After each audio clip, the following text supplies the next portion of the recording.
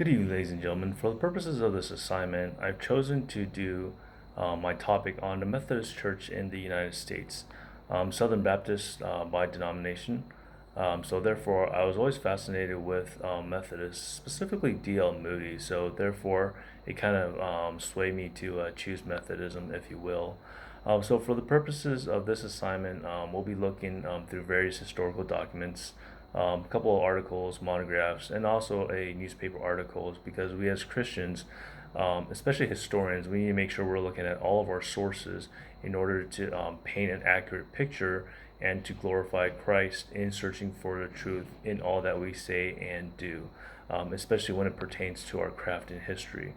So in Methodism, we start with John Wesley, who was the founder of Methodism, because he originally wanted to reform the Church of England from within, beginning in 1725. Now, his journey to the United States began when the governor of Georgia, James Oglethorpe, called him to try and evangelize the Native Americans.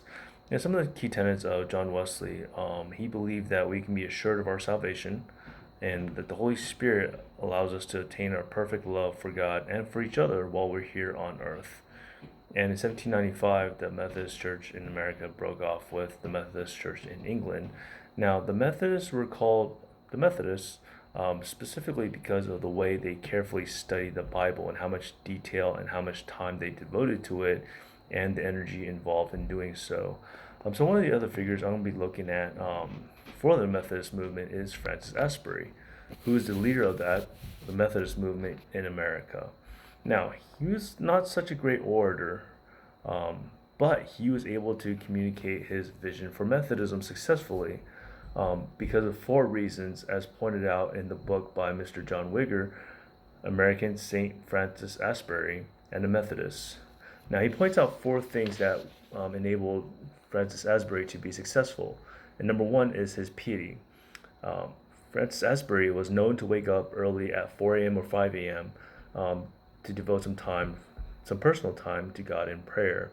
And he also had a genuine concern for the poor, for those who were out in the streets, didn't have anything to eat. And he was also single and carried much of what he belonged to him on horseback. Now, again, he also had an uncanny ability to connect with ordinary people face to face, which I think is a very important characteristic that a lot of us need to work on, especially myself. I think that's very important. Also, he had an understanding and he was able to successfully use popular culture to his advantage. And he was very adept at organizing. His first time in Mannequintown in Virginia, he tried to unite the Methodists because they had broken off over slavery at that time. And he was also seeking out Mr. John Dickens, who's the leader of the separatist group. Now, he met with him, they prayed, they also taught sermons together, and therefore Mr. Dickens developed a newfound sense of respect for Mr. Asbury. Now, Francis Asbury was also a circuit rider, which meant that he was an itinerant preacher who rode on horseback to various parts of the far west and also to Virginia and North Carolina, having logged over 130,000 miles on horseback. Now, that's quite a bit if you think about it for that day and age. Another one of the sources I looked at is actually the one for our reading, which is on D.L. Moody, the famous shoe salesman turned successful preacher for God. Now, in this article, D.L. Moody was able to successfully use the print media at the time, the Boston Herald, the Boston Globe, in order to generate publicity and also talk to all the journalists at the time to develop news stories about what was going on in the revival of 1877. So he was able to use the print media successfully in order to help his revivals succeed. And also, if we look at today, you look at the likes of Greg Laurie being able to use the media for his advantage. Now, the last piece I looked at was a newspaper article by Dottinger. Now, it highlights some key issues, specifically recently in 2020. I know 2020, we've looked at COVID-19 and the havoc it created on the world.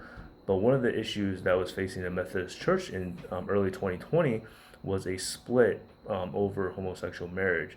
So he looks at the reasons why the Methodist Church would split, the ramifications of it, and also some of the